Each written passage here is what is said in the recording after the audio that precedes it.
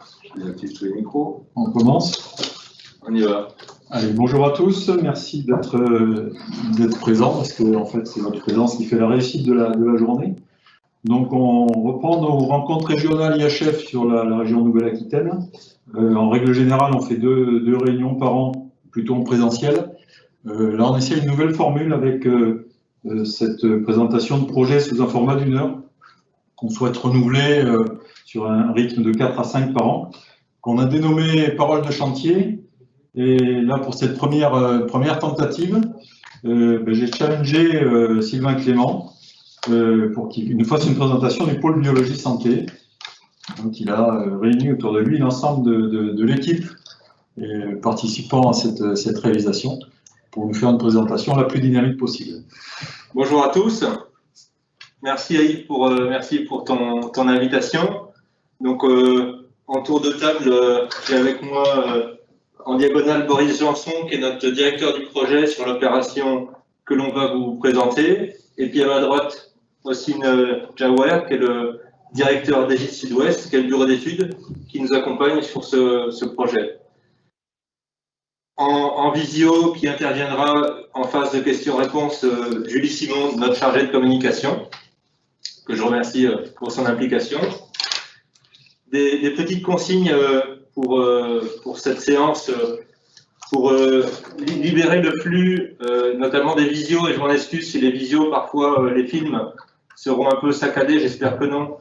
Si vous pouvez couper vos caméras, en plus d'avoir coupé les micros, et pour les questions en chaque fin de séquence, les poser sur le mode conversation. Et Julie en fera une sélection, nous les retranscrira verbalement afin qu'on y réponde le mieux possible. Donc voilà pour le confort de notre visio. Et comment ça va se dérouler? Il m'a demandé là de faire 4 séquences. Le projet dans son contexte, la vision architecturale, la vision technique et la prise en compte environnementale. Il fera la conclusion bien sûr de la séance. Et chacune de ces 4 séquences, on l'a articulée pour qu'elle soit le plus dynamique possible, avec une interview filmée de l'interlocuteur adéquat par thématique, un petit complément en séance sur PowerPoint qu'on vous déroulera pour reprendre la main, et puis ensuite vous laissez le temps de poser les questions en mode conversation. Voilà, donc 4 séquences, et en chaque séquence, 3 temps sur chaque séquence. Voilà, et sans plus attendre, je vais démarrer la première séquence avec l'interview filmée de Nicolas Flamand, qui est en fait le maître d'ouvrage de l'opération qu'on vous présente. Donc le projet dans son contexte. Bonjour aux ingénieurs hospitaliers de France, je suis Nicolas Flamand, je dirige la société de réalisation immobilière et d'aménagement de l'Université de Bordeaux. La SRIA est une société filiale de l'Université de Bordeaux, du Conseil régional Nouvelle-Aquitaine, de Bordeaux Métropole, de la Caisse des dépôts et de l'Université Bordeaux-Montaigne. C'est une société qui a été constituée pour assurer la maîtrise d'ouvrage de l'ensemble des opérations immobilières de l'opération Campus Bordeaux. L'opération Campus Bordeaux, c'est une opération d'investissement immobilier qui représente à peu près 450 millions d'euros de travaux et d'études et des provisions pour assurer la maintenance et l'entretien-exploitation des ouvrages construits pendant une trentaine d'années. Parmi les opérations confiées à la SRIA, il y a la tranche 3 de l'opération Campus Bordeaux qui concerne le secteur biologie-santé. Le bâtiment recherche que vous voyez derrière moi, qui est une construction neuve essentiellement constituée d'espaces de laboratoire, et le bâtiment TP, consacré à des espaces d'enseignement, qui est une réhabilitation en milieu occupé. La SRIA a choisi de confier la réalisation de ces ouvrages de la tranche 3 de l'opération Campus Bordeaux sous forme d'un contrat global, en l'occurrence un marché public global de performance. Cette procédure offre de nombreux intérêts aux maîtres d'ouvrage. D'une part, ce type de procédure permet aux maîtres d'ouvrage d'être assurés d'une livraison de l'ouvrage dans des délais maîtrisés et dans un budget relativement garanti, ce que des procédure plus classique de type loi MOP ne permettrait pas. Mais encore, ce type de contrat permet au maître d'ouvrage de fixer des objectifs performantiels, que ce soit sur des objectifs de consommation énergétique classique ou sur des objectifs de performance des installations, en particulier sur des installations de recherche et de laboratoire très pointues techniquement. Enfin, le recours à des entreprises générales du type de Vinci permet au maître d'ouvrage d'être garanti que l'organisation de la continuité de service dans un chantier très complexe en milieu occupé sera correctement assurée. Ce serait beaucoup plus difficilement le cas avec une procédure classique en lot séparé. Les grands enjeux de réussite de ce type de marché tiennent notamment à une bonne collaboration entre l'entreprise mandataire du groupement et les concepteurs intégrés à l'équipe. L'équilibre des relations entre ses membres est garante de la qualité du projet.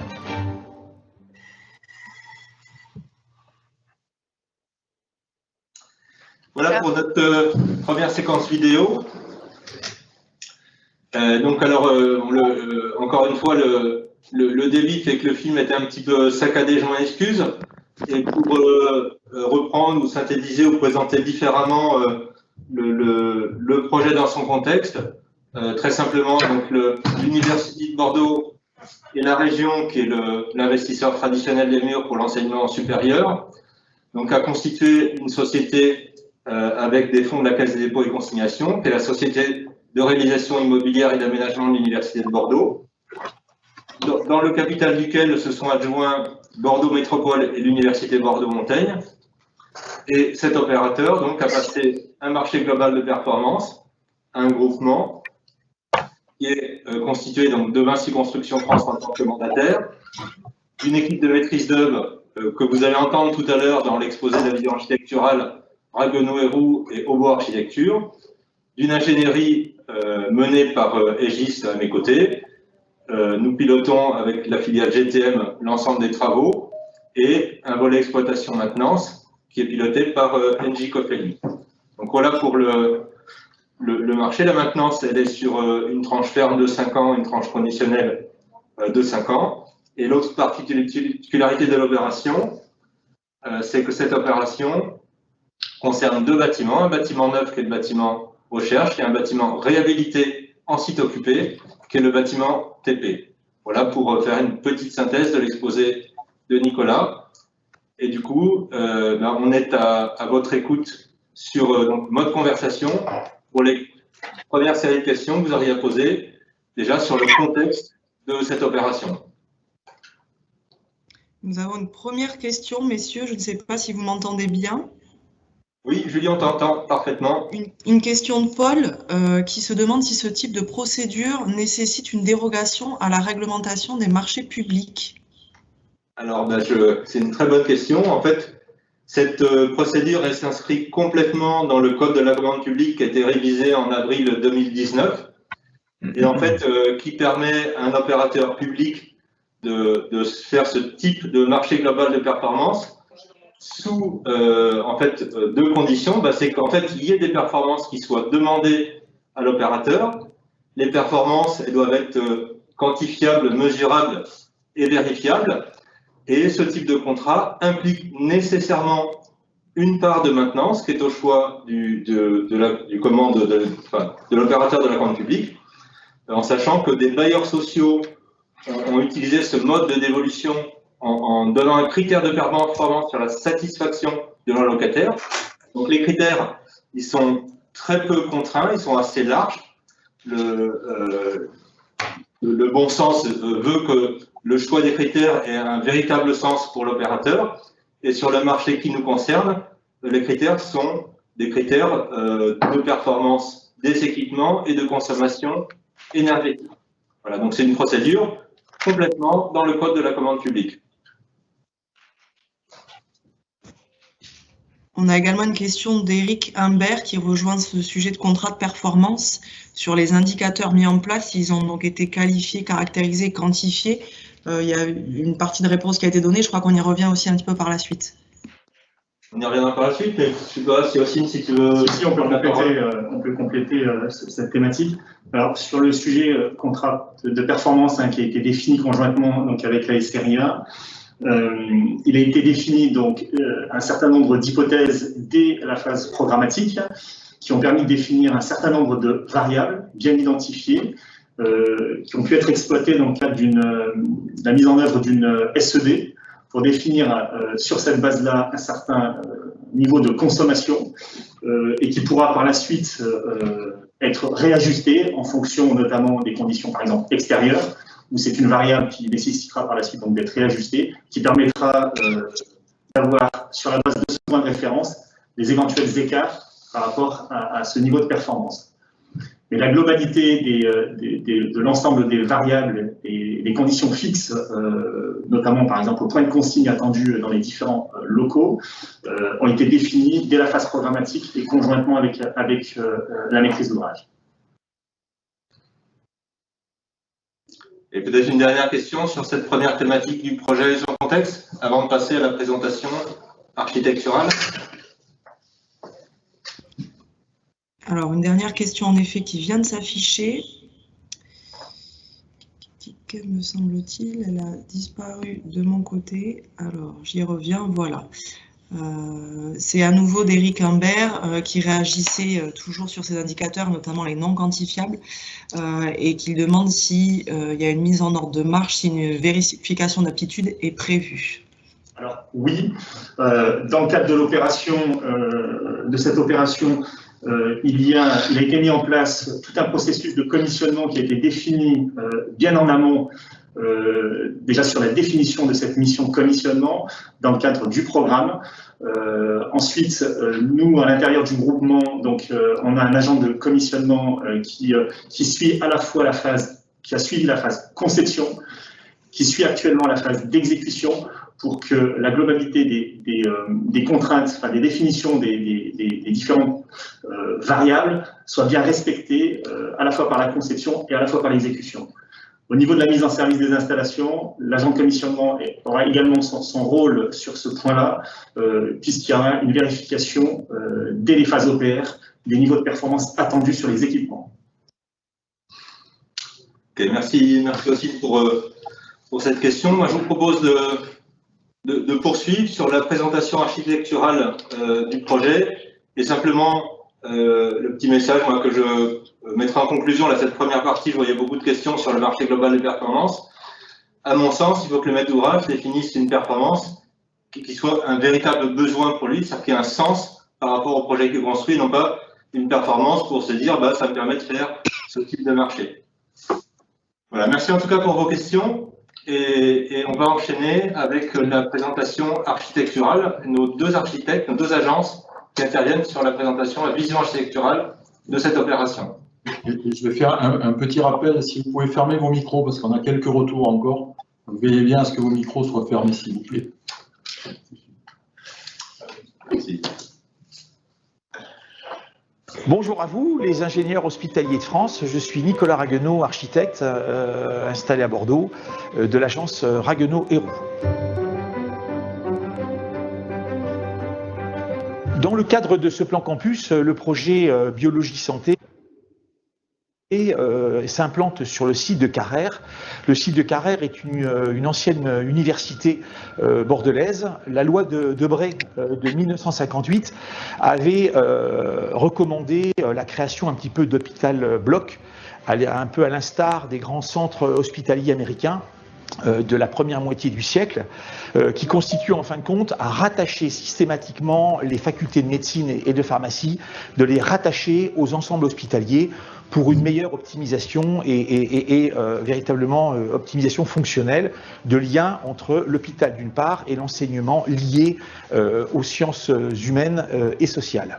Nous sommes attachés à garder et à conserver une écriture architecturale contemporaine d'une part, mais faisant rappel aussi un peu à l'histoire dans l'usage d'une préfabrication lourde, une expression béton, tout en ayant à la fois une sorte de pérennisation des matériaux, une image et un côté patrimonial du bâtiment, mais aussi une écriture moderne pour véritablement le marquer et le dater dans son temps. Donc de ce fait, Et nous avons organisé la fonctionnalité de ce bâtiment suivant 2 corps de bâtiment, un corps de bâtiment tertiaire et un corps de bâtiment laboratoire.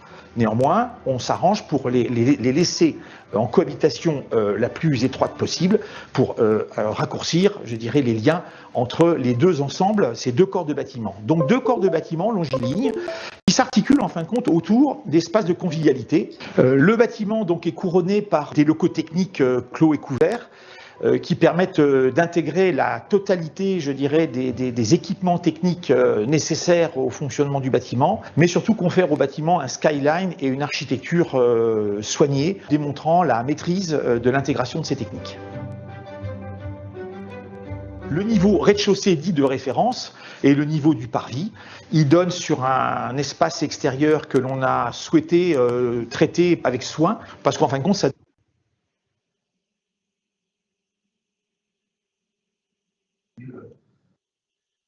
Excusez-moi, je vais revenir sur la vidéo de Nicolas.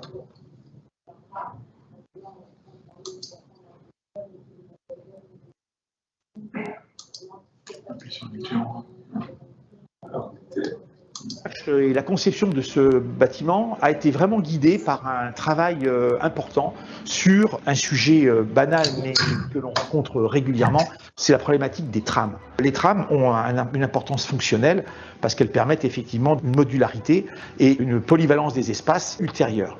La recherche donc portée sur une trame extrêmement fine qui fait 82 cm de large et qui permet de présenter des bureaux d'une part et des laboratoires d'autre part de différentes surfaces. La recherche est allée plus loin que cela dans une recherche d'optimisation et de création un peu de modèles type de laboratoire. On a des laboratoires L1, on a des laboratoires L2 qui sont tous construits de la même façon. On y rentre au même endroit, les Sorbonnes se positionnent quasiment au même endroit, les organisations de paillasse sont similaires. Bref, on a cherché à stéréotyper les laboratoires. L'idée, c'était d'avoir un tronc commun de laboratoire le plus polyvalent possible. La compacité a des avantages économiques, avantages fonctionnels, puisqu'elle rapproche les fonctions les unes par rapport aux autres. Ce bâtiment est un bâtiment sur lequel nous avons pris beaucoup de plaisir à travailler avec l'entreprise Vinci, très professionnelle. Voilà, c'est une expérience enrichissante qui nous dynamise. Bonjour aux ingénieurs hospitaliers de France. Je me présente, Bruno Jamet, architecte associé du cabinet Obo Architecture, en charge de cette belle réalisation du bâtiment TP. Le projet a consisté à rénover 14 000 m² de plancher. Nous avons rénové tout ce qui était thermique, accessibilité et sécurité incendie. Concernant la façade du bâtiment, il nous a semblé très important de conserver la matérialité béton du bâtiment. En fait, c'est tout le caractère du site de Carrère qui était en jeu. Il y avait une homogénéité entre tous les bâtiments et les façades. Il nous a semblé vraiment impensable de traiter l'isolation par l'extérieur. Donc nous avons voulu rénover le bâtiment, juste rattraper quelques touches, quelques reprises de béton, le nettoyer et réaliser toute l'isolation du bâtiment par l'intérieur pour garder son caractère initial. La sécurité incendie a été un sujet assez intéressant puisqu'il y a 1700 personnes à terme à évacuer de ce bâtiment. Donc il y avait une contrainte technique forte qui était l'ajout d'escaliers dans ce bâtiment. On comprendra que vu la taille du projet, les 14 000 m², il était difficile de trouver des escaliers à l'intérieur du bâtiment. Donc ces escaliers se sont retrouvés en façade. Pour créer ces escaliers en façade, il y avait en fait plusieurs ingrédients. Il fallait régler à la fois la problématique incendie. Il y avait un projet phasé par le chantier qui nécessitait aussi des accès provisoires par la façade. Donc nous avons eu l'idée en fait de créer ces escaliers monumentaux extérieurs comme des sculptures. Et pour couronner le tout, on a vu ça aussi comme des lieux pouvant créer des rencontres entre les gens et des échanges.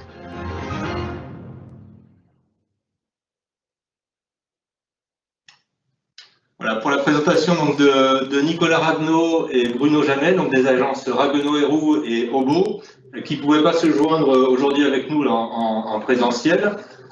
Alors je vais pour déjà préciser que je donnerai à Yves l'ensemble des vidéos pour que, si vous le souhaitez, vous ayez une lecture plus fluide que là dans cette transmission. On est un certain nombre de personnes connectées.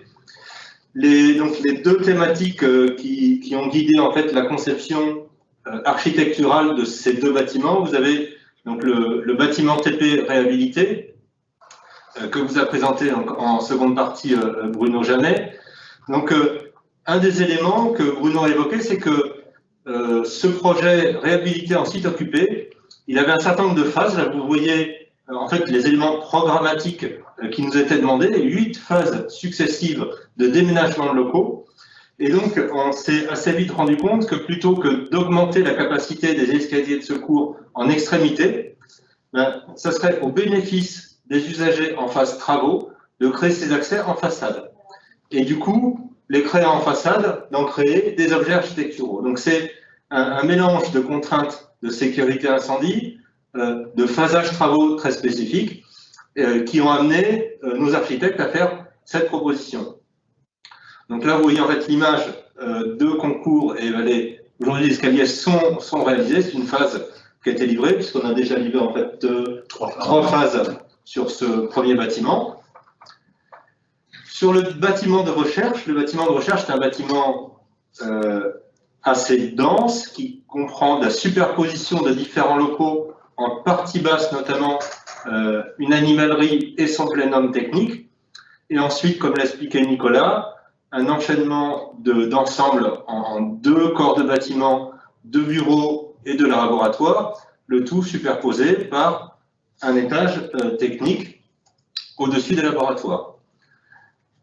Donc Nicolas vous expliquait le travail qu'il a fait sur la trame pour en fait permettre d'adapter en fait cette petite trame à toutes les typologies. Il y avait 7 typologies différentes de surfaces de locaux qui tous se retrouvent donc adaptés à cette trame qui était un optimum trouvé par notre maître d'œuvre.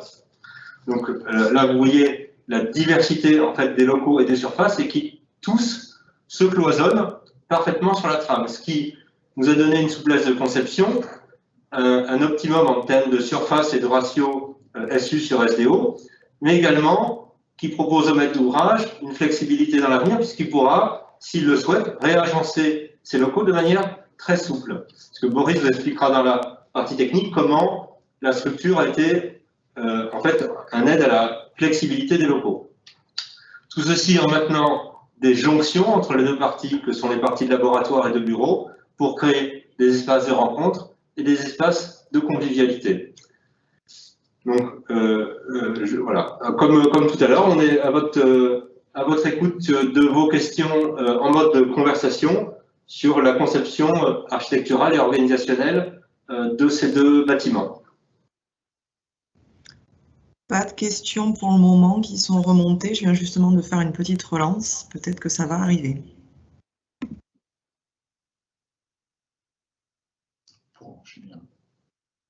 Sinon, on va enchaîner. De toute façon, si vous avez ultérieurement des questions sur ce volet, on pourra bien sûr y répondre.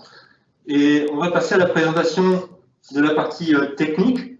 Donc les interviews sont celles de Boris et de Ossine qui sont à mes côtés. Et je lance le film. Bonjour aux ingénieurs hospitaliers de France. Je suis Boris Janson, directeur de projet Vinci Construction France.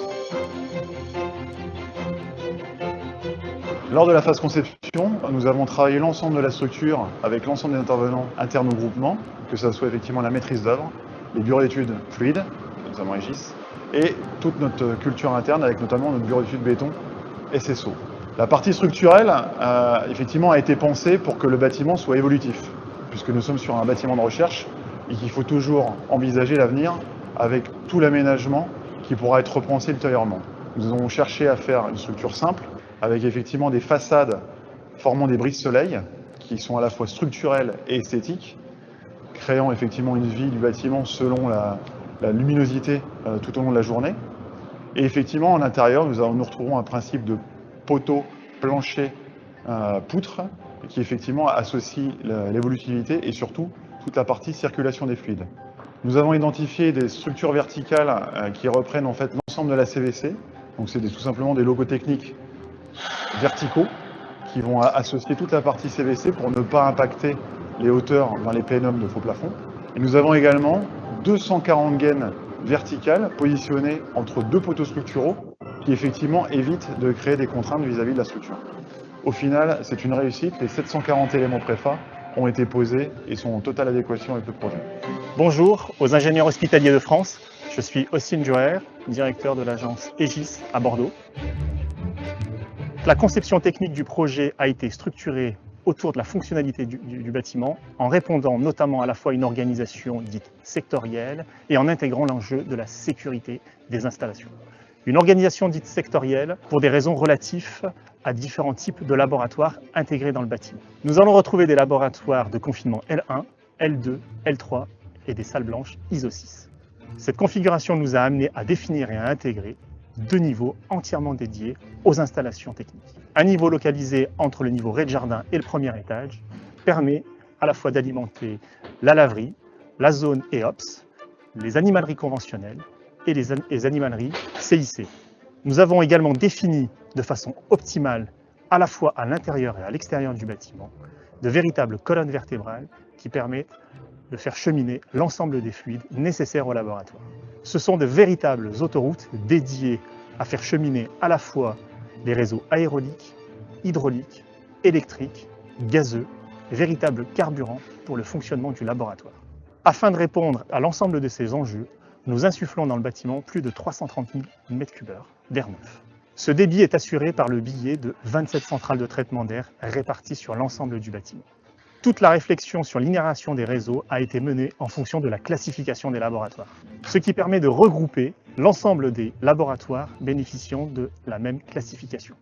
Il sera également installé plus de 110 ventilateurs afin de répondre aux besoins de l'ensemble des Sorbonnes, armoires de ventilation, postes de sécurité microbiologique. Ces cascades de pression sont un véritable enjeu fondamental pour l'obtention des agréments sanitaires d'un laboratoire.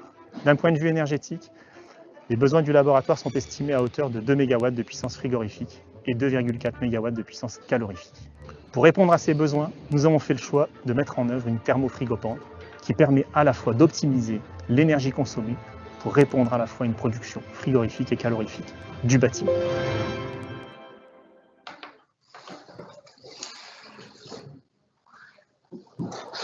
Boris, te laisse poursuivre pour la présentation de notre structure de bâtiment. Donc bonjour à tous, effectivement, en lien avec la partie effectivement flexibilité par une structure bien positionnée, comme c'était indiqué dans le petit film qu'on vient de vous faire passer, on a très en amont en fait sur cette opération réfléchi avec l'ensemble des maîtrises d'œuvre, l'ensemble des porteurs en fait du bâtiment. Donc là on est sur le bâtiment recherche, hein, donc c'est le bâtiment neuf.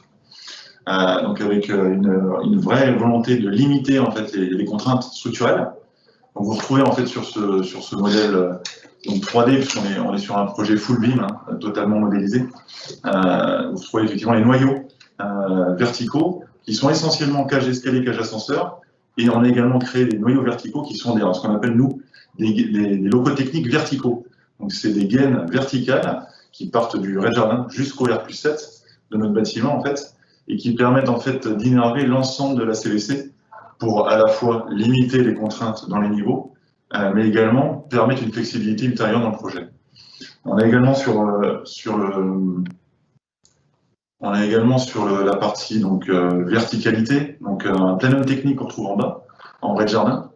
Donc ce qui a été pensé dès l'origine, donc c'est la partie animalerie. L'animalerie étant une zone effectivement où on a des qualifications à respecter. On a identifié de réaliser cette animalerie en partie basse, notamment parce qu'il y a tout un process logistique qui nécessite plutôt que la contrainte d'approvisionnement se fasse en bas. Donc nous, on l'a pensé très en amont sur la partie basse du projet. C'est une zone en fait qui se retrouve sur un double niveau structurel. Pourquoi?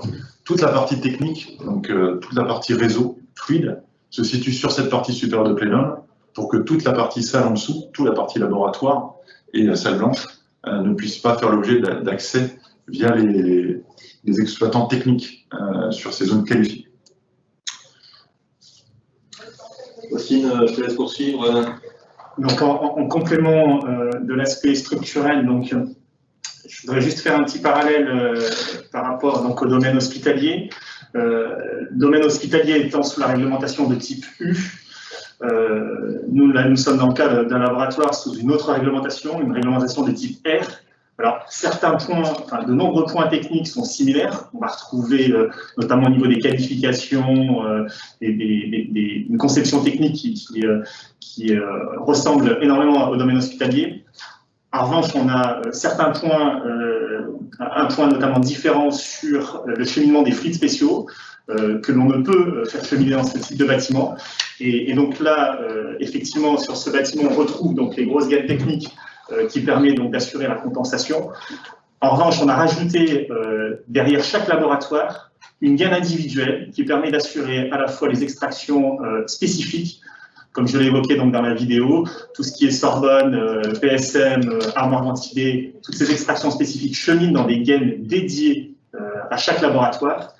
Et puis la problématique des fluides médicaux, des fluides spéciaux en l'occurrence, chemine en façade.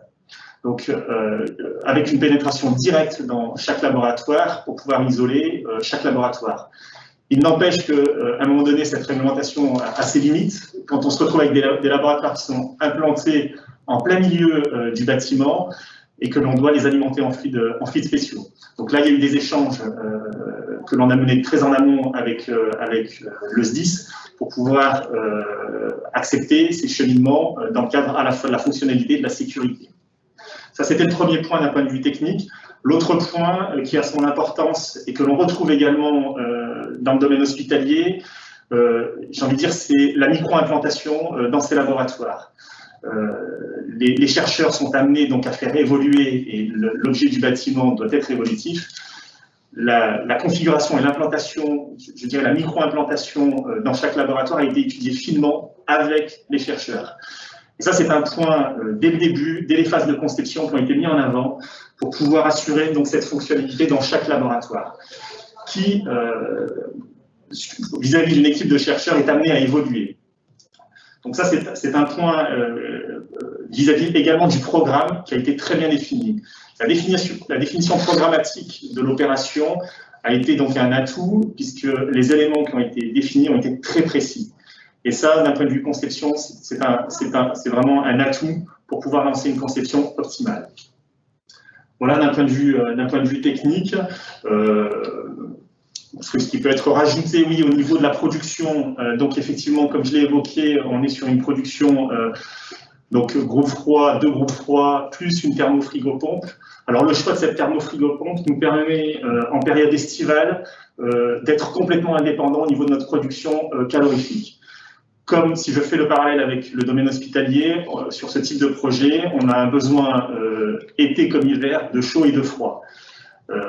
Les projets sont alimentés par le réseau de production de chaleur de l'université, sauf que pendant la période estivale, l'université n'ayant pas besoin de production de chaleur, la thermofrigopompe avait à l'atout donc de laisser le bâtiment recherche en totale autonomie, notamment pour tout ce qui est déshumidification et donc réchauffement terminal, et puis production de CS, puisque cette thermofrigopompe permet d'assurer un préchauffage qui est ensuite complété avec un ballon électrique pour assurer les températures de départ et de retour.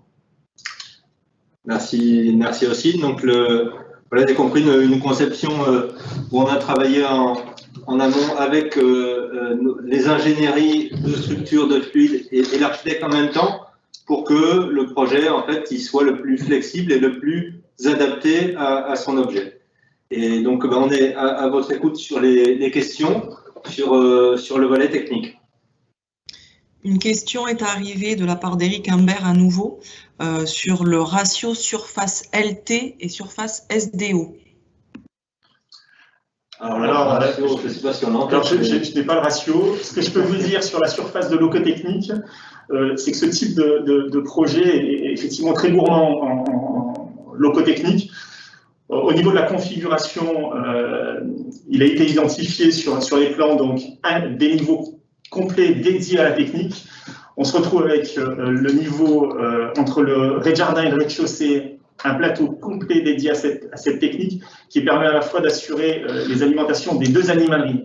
Ce plateau technique a été donc, j'ai envie de dire, pris en sandwich entre ces 2 animaleries et en plein milieu d'un bâtiment, tout simplement pour limiter bien évidemment les cheminements de gaines et réduire les verticalités. Là, je reviens sur le petit éclaté de tout à l'heure. En fait, voilà, on le voit bien dans la densité C'est cet étage-là qui concentre en fait une horizontalité de technique. Voilà. Ce qui permet, alors ce plénum technique nous a permis uniquement d'assurer les cheminements de gaines en rejet toiture et assurer les prises d'air sur les façades. Si nous avions concentré la globalité de la technique sur la toiture, alors premièrement, nous n'avions pas suffisamment de place sur la toiture parce que la toiture est très chargée également. Et nous aurions eu à la fois les amenées d'air et les rejets qui auraient encombré ces verticalités. Donc il y a eu ce choix de parti fort de mettre ce niveau technique entre les deux animaleries qui sont très gourmands en réseau. J'avais moi une question particulière en termes vous parlez d'évolutivité et de flexibilité. Est-ce que l'ensemble des plateaux a bien été défini depuis le départ ou est-ce que vous avez une case vide en fait pour pouvoir faire évoluer les choses? Est-ce que dans le programme c'était déjà identifié? Et comment vous avez géré les cloisonnements en fait de l'ensemble des laboratoires?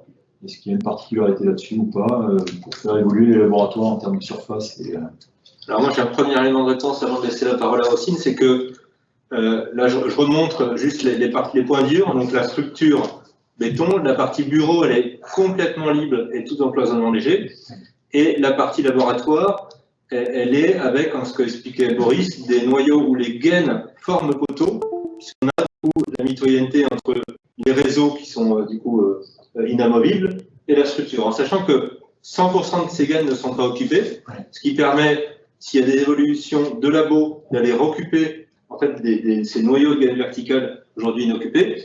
Et la petite précision complémentaire à la question de Yves, c'est qu'en cours de procédure de consultation, on a une évolution dans la disposition des locaux.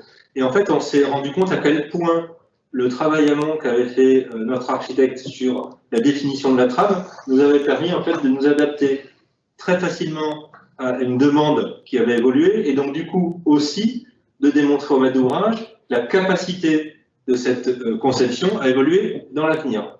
Oui, tout à fait, parce que si on prend effectivement tout ce que vient d'écrire Sylvain, qu'on avait décrit précédemment, vous retrouvez effectivement sur une structure côté bureau, où là on n'a pas de porteur, hormis en façade, donc ça a l'avantage d'être évolutif à souhait. Et d'ailleurs, dans la mise au point, une fois qu'on a lancé le projet, il nous a été demandé de resectoriser en fait les bureaux. Donc ça a été d'autant plus facile avec la trame définie par notre architecte. Et sur la partie donc labo, qui est donc toute la partie zone bleue, là on se retrouve avec des porteurs, oui, mais en fait c'est des porteurs qui associent en fait des possibilités d'aménagement dans ces gaines. En fait, on est plus structurel. Donc c'est des planchers béton. Donc l'avantage du béton, c'est qu'il est évolutif. Si vraiment demain il y avait vraiment un besoin autre pour créer des réservations, mais en fait la réservation, on en a déjà prévu toute une série par niveau en fait qui sont donc verticales et qui sont donc structurelles. Donc on a possibilité sur la suite en fait du projet de pouvoir réaménager. Le deuxième sujet, c'est qu'effectivement au niveau des plénums, il nous a été demandé de prévoir 30% de surface en fait en plus pour justement pouvoir à un moment donné offrir la possibilité de modifier les laboratoires, créer des laboratoires complémentaires. En phase effectivement conception, APD Pro, tout à l'heure on parlait d'un point sens, c'est vraiment très important vis-à-vis d'un projet de ce style-là, tout comme les hôpitaux, hein. C'est la partie mission équipe. C'est qu'on a rencontré l'ensemble des utilisateurs de l'ensemble des services pour bien figer leurs besoins par rapport à un programme qui était figé à l'instant T ou qui potentiellement évoluait. Et on a eu tout simplement des transferts de laboratoires qui sont faits en fait en cours de conception, et on a tout à fait pu les basculer en fait dans nos études d'exé en fait. Je vais compléter la réponse de Maurice en rajoutant un élément qui est effectivement qu'on ne voit pas là sur le plan, mais la densité d'équipement que l'on a aujourd'hui dans les laboratoires en termes de paillasse, en termes de Sorbonne ou de PSM, fait qu'à un moment donné, ce laboratoire, si on souhaite le faire évoluer, il y a deux possibilités. Soit effectivement on change de cloisonnement, soit on remplace le matériel existant. Mais c'est déjà très très dense aujourd'hui en termes d'équipement. Ça c'est le premier point. Le deuxième point, il peut y avoir une évolution qui soit possible sur des zones où la concentration des équipements actuellement, tel que c'est en place, permettra cette évolution. D'autres zones qui sont tellement denses, les seules évolutions possibles, c'est soit du changement d'équipement, soit une reconfiguration, mais avec des réseaux qui sont déjà présents. Donc ça c'est important parce qu'effectivement, quand on voit l'évolutivité, on se dit, la première étape, c'est qu'on se dit, on a besoin d'espace pour pouvoir faire passer des réseaux. Mais déjà, l'emprise du laboratoire est déjà très très riche en équipement. juste pour se donner un peu de chiffres, le bâtiment recherche, c'est effectivement 1200 locaux, c'est 2 km de paillasse.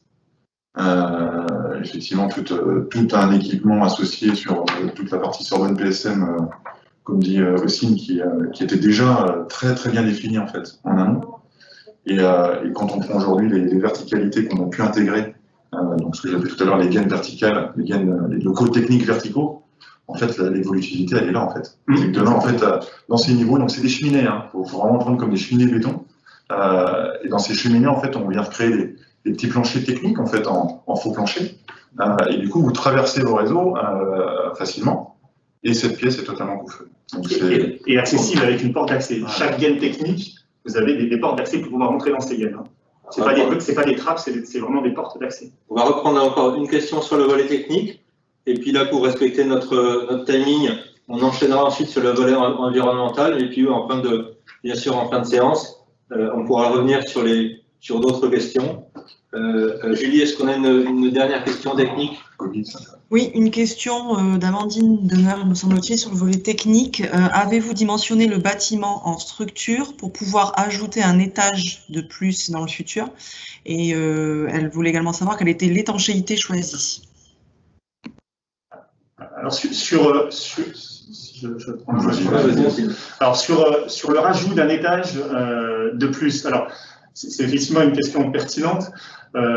Comme je l'ai évoqué tout à l'heure, la terrasse du R+6 est très dense en équipement technique, puisqu'on a fait le choix de faire des locaux techniques fermés sur le R+6 avec la globalité de la production. Donc s'il y a une volonté par la suite de surélever, ça risque d'être un peu compliqué, j'ai envie de dire.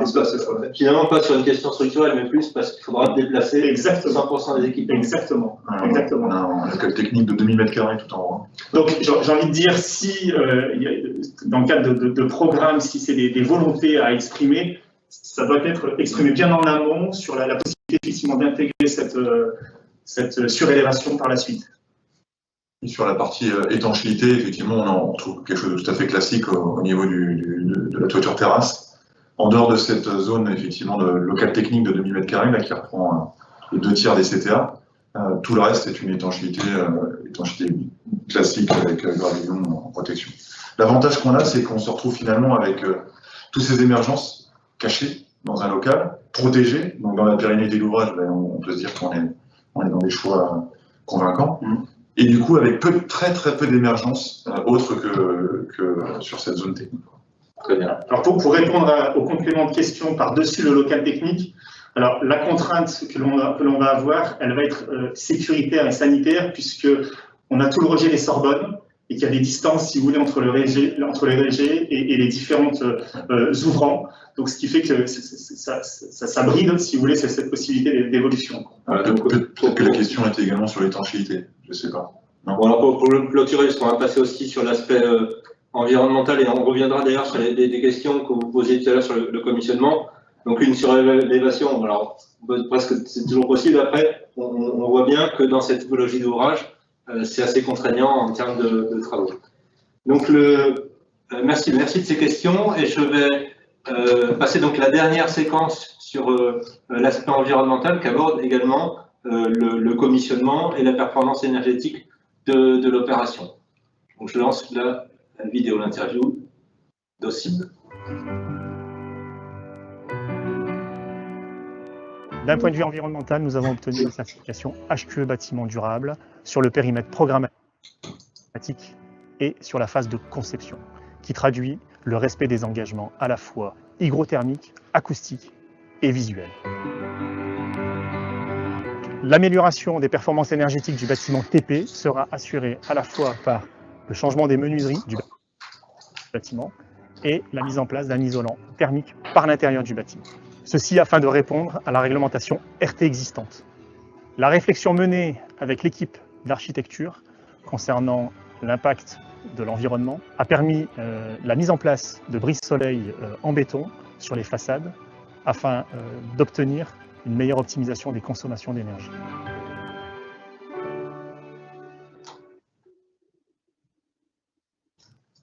Voilà, c'était la dernière séquence d'interview qui a été prise, donc vous avez compris ces attaques étaient faites sur le chantier. Donc, une certification HQE et une démarche, d'une part pour le bâtiment neuf, pour le bâtiment TP aussi, si vous pouvez nous en dire. Alors, la certification, effectivement, alors comme on est sur un bâtiment process, le périmètre de la certification a été défini avec la maîtrise d'ouvrage sur la partie bureau, qui nous a permis d'avoir la certification HQE-BB. Voilà. Mention excellent. Mention excellent, tu as raison. Voilà ce que je peux évoquer. Donc là, effectivement, donc comme sur le sujet performance énergétique, donc comme je l'ai évoqué tout à l'heure, mise en place d'une STD dès la phase concours, avec un suivi et une mise au point durant toutes les phases APD et Pro, conjointement avec l'Université de Bordeaux. Le suivi des consommations, comme nous sommes sur un conceptualisation, exploitation, maintenance, sera assuré par l'exploitant qui fait partie intégrante du groupement. Concernant donc ces performances, effectivement, il a été déployé également la définition d'un plan IPMVP, donc ce qui permettra d'assurer les mesures tout au long de l'exploitation du bâtiment. Cette définition du plan IPMVP a été également partagée et validée. Donc, avant vos questions, juste pour aller en complément de ce que vous avez présenté aussi, c'est que les typologies d'usage des différents locaux sont très différentes. Donc c'est pour ça que sur le slide que je vous ai montré sur le zonage de la STD qui était différent par niveau, on a des zones très différentes parce qu'on a des usages par locaux qui sont très différents. Donc ça amener l'équipe à aller dans le détail dès la phase concours sur la partie de la STD, et également qui sont en lien avec les engagements de consommation et un processus qui se fait en fait en deux temps, c'est-à-dire qu'on a un premier temps où on est ce qu'on appelle en option D, c'est-à-dire qu'on refait une STD à l'issue de la première année sur les usages requalifiés pour vérifier le bon respect de notre engagement de consommation, et puis ensuite une formule plus simple d'usage pour le maître d'ouvrage pour que les calculs de consommation se fassent en fonction de paramètres plus réduits, tels que l'occupation globale ou les DJU. Donc une première phase assez détaillée, assez aboutie au bout d'un an, et ensuite une formulation en option, ça s'appelle en option C, pour que le suivi de l'engagement soit le plus simplifié pour le maître d'ouvrage. Et du coup, associé à ces engagements en deux temps, un tunnel qui en fait est plus large la première année et se restera ensuite sur la seconde année. Tout à fait.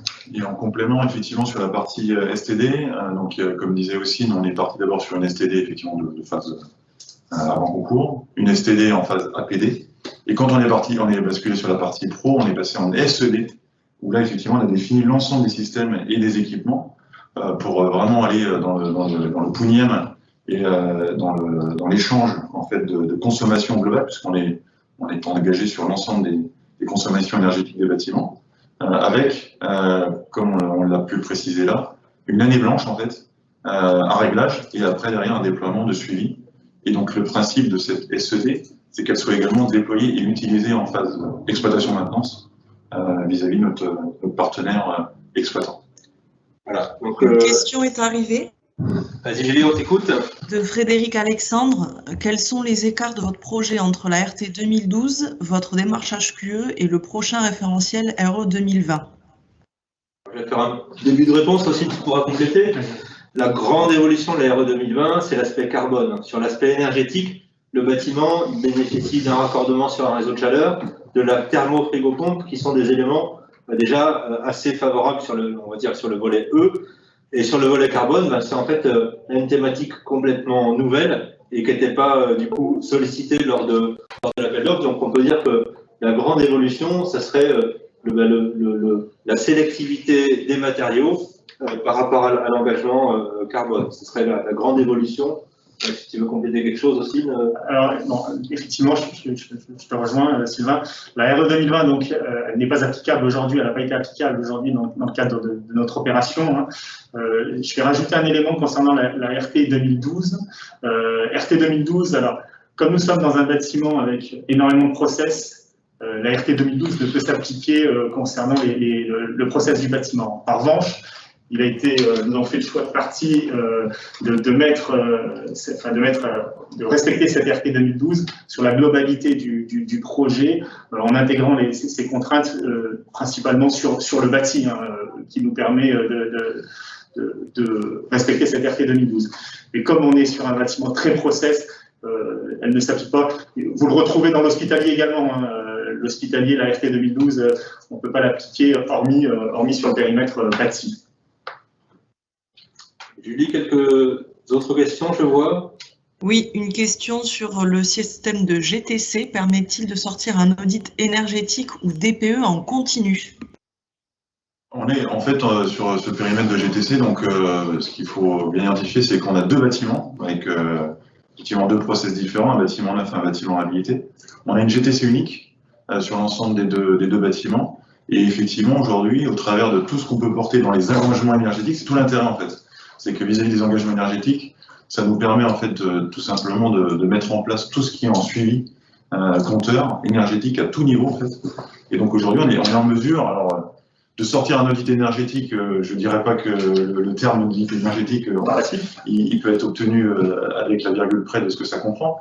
Mais par contre, aujourd'hui, vis-à-vis de tout ce qu'on doit porter en engagement énergétique, tout ce qu'on déploie au niveau de la GTC, les relevés de compteurs, l'usuel, l'usage, l'exploitant, tout ça est bien repris dans cette GTC. Je vais compléter la réponse de Boris. Alors, une GTC, effectivement, c'est un outil qui est essentiel quand on fait de la performance énergétique. Il y a un élément qui est aussi fondamental, c'est dès le début définir précisément ce que l'on souhaite compter. Pour pouvoir à la fois, parce que l'objet d'une performance énergétique, ça a du sens en exploitation pour identifier où sont nos dérives en consommation. Et pouvoir les identifier, il faut savoir précisément ce que l'on veut compter pour pouvoir réduire les écarts. Je vois une question sur la partie, ce que vous appelez une SED. Donc une SED, c'est une simulation énergétique dynamique. Et en fait, c'est clairement l'étape d'après par rapport à la STD. Ça nécessite d'aller dans tout le process. Donc en fait, comme on est en modélisation complète sur le projet en full BIM, en fait, on y rentre l'ensemble des caractéristiques techniques de tous les appareils.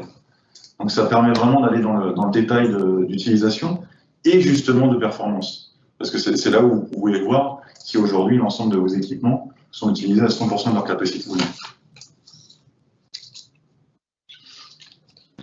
Le sujet environnemental fait réagir puisque nous avons une autre question d'Éric Imbert. Combien de points de mesure sur les énergies?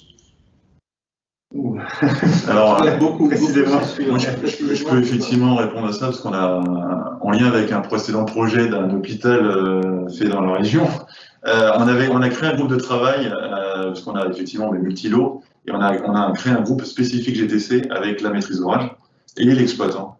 Et en fait, très en amont, donc dès qu'on a lancé l'opération, on a créé ce groupe pour justement identifier tout ce qu'on avait identifié en termes de mesures et de calibrage. Alors vous dire aujourd'hui combien de points de mesure, en fait, on alimente au fur et à mesure qu'on fait notre analyse fonctionnelle sur l'ensemble des appareils, tout ce qu'on vient remonter en termes d'information. Mais c'est un tableau en fait qui est vivant. Et par contre qu'on retrouve derrière dans le déploiement de la GTC et des images qu'on y retrouve. C'est une question pertinente parce qu'elle revient sur chaque opération, ce nombre de points. J'ai envie de dire, cette question, elle est importante avec l'exploitant parce que effectivement, souvent sur les opérations, on se retrouve avec un nombre de points phénoménal et on se rend compte qu'en exploitation, tous ces points ne sont pas forcément tous exploités ou utilisés ou bien ont de l'intérêt pour de l'exploitation. Et bien cibler les points nécessaires pour une bonne exploitation du bâtiment, effectivement, c'est une démarche bien à définir en amont. Une dernière question peut-être avant de conclure notre séance, Julie? Oui, une dernière, effectivement, il faudra ensuite clôturer pour respecter le timing pour tout le monde. Éric Bardouillet, l'IA commence à donner des résultats probants sur le comportement énergétique. Est-ce prévu pour ce projet? C'est vrai qu'il y a des startups qui s'intéressent à la connexion entre l'intelligence artificielle et le comportement énergétique, notamment la société Coquelicot en startup régionale. Est-ce que Boris ou aussi, est-ce que vous voulez réagir sur cette question? Alors, moi, j'ai pas d'éléments Non. Là-dessus, j'ai pas d'infos si. C'est pas prévu pour ce projet. Aujourd'hui, donc moi, j'ai pas connaissance que les résultats seront. Voilà. Alors, moi, je peux dire en complément, c'est que donc il y a une société, une start-up qui s'appelle Coquelicot, hein, qui travaille sur ces thématiques, qu'on avait essayé d'impliquer dans ce projet. Et en fait, on s'est botté à une difficulté en fait, qui est toute simple, c'est que Coquelicot développe en fait ses process d'intelligence artificielle sur Pléiade Confi. Et le maître d'ouvrage avait sollicité un type de logiciel précis qui n'était pas celui-ci pour le SCD. Donc du coup, ça nous a bloqué dans l'application qu'on aurait pu avoir, mais qui reste à imaginer à poursuivre sur d'autres opérations entre l'intelligence artificielle et le comportement énergétique. Alors, je vais peut-être rajouter un élément. Sur ce type de bâtiment, comme on l'a évoqué, comme il y a énormément de process, la performance énergétique liée aux consommations est dépendante du process, puisqu'on va se retrouver avec des laveries et des autoclaves qui sont énormes, qui sont très gourmands en énergie. Et là, j'ai envie de dire, on est indépendant, on est complètement indépendant à la fois des conditions extérieures, à la fois du comportement des personnes sur la consommation du bâtiment. On est lié au process. Et cette réduction de consommation, j'ai envie de dire, quand on doit avoir une qualité sanitaire, eh ben, on a des points durs qui ne peuvent pas être réduits et qui sont pourtant un gros poste de consommation. Ouais, et du coup, on peut en parler. Effectivement, en lien avec ça, on a dans l'évolutivité du projet, justement vis-à-vis de ces autoclaves, parce qu'on a en partie basse sur la partie animalerie, tout un process en fait de laverie automatisé qui était dans une tranche optionnelle dans notre projet qui était affermi. Et on a un plaisir fou à déployer ce process-là parce que ça va permettre de livrer un bâtiment totalement exploitable, ce qui n'est pas forcément le cas sur certains process de ce style-là. Et effectivement, avec notre maîtrise d'œuvre et notre maître d'ouvrage et l'université, il a été porté en fait une optimisation justement sur la consommation d'eau. Et on est passé en fait avec une alimentation des autoclaves en boucle eau glacée. Donc au lieu de rejeter tout ce qui peut être consommé aussi au quotidien, on a réussi avec eux, moyennant un travail qu'on a mené avec les opérateurs, parce qu'on on bascule vraiment dans un micro-marché sur tout le monde de l'animalerie, que ce soit les autoclaves ou la partie robotique. On a réussi avec les industriels à porter et à minimiser en fait les consommations. Parce qu'aujourd'hui, effectivement, principalement, les autoclaves sont alimentés en eau perdue. Alors j'imagine que dans les cités, alors je ne sais pas si au niveau hospitalier, vous êtes principalement sur des autoclaves alimentés en eau perdue, enfin eau adoucie et perdue, ou si vous êtes sur des systèmes de refroidissement de pompe à anneaux liquides avec un système de refroidissement à eau glacée. Donc il y a eu effectivement le choix de partie, après discussion avec la maîtrise d'ouvrage, de partir sur ce principe de récupération d'énergie et qui a du sens avec notamment une thermofrigo. Merci messieurs pour vos réponses. J'en profite pour rappeler que les diaporamas seront mis à disposition et que l'ensemble de la session a été enregistrée. Elle sera aussi mise à disposition sur le site de l'IHF. Monsieur Guillou, à vous de conclure cette séquence.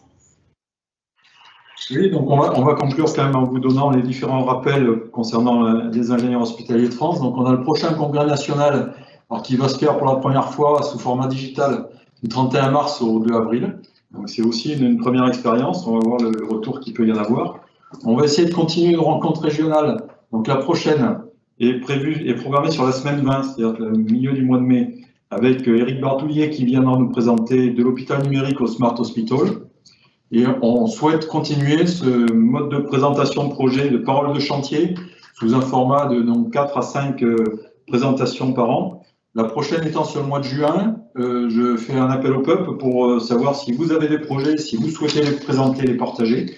Donc vous pouvez m'envoyer vos propositions sur mon adresse mail du CHU de Bordeaux et on fera un tri et je reviendrai vers vous pour voir dans quelle mesure on peut les présenter.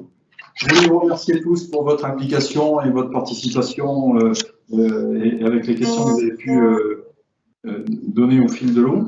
Et je voulais surtout remercier toute l'équipe qui est autour de moi, de GTM, INSI et GIS, pour la réussite de cette première parole de chantier et l'implication qu'ils ont su donner dans l'ensemble de la présentation. Donc merci beaucoup et à une très prochaine fois. Et surtout parlez autour de vous si vous pensez que cette présentation a été intéressante. Merci beaucoup. Merci beaucoup. Merci, au revoir. Au revoir. Au revoir, merci.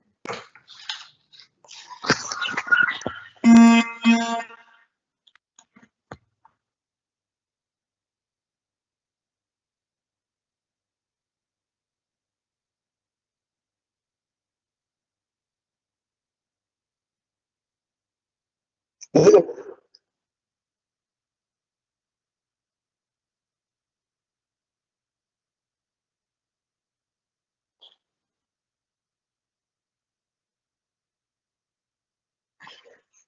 tu m'entends?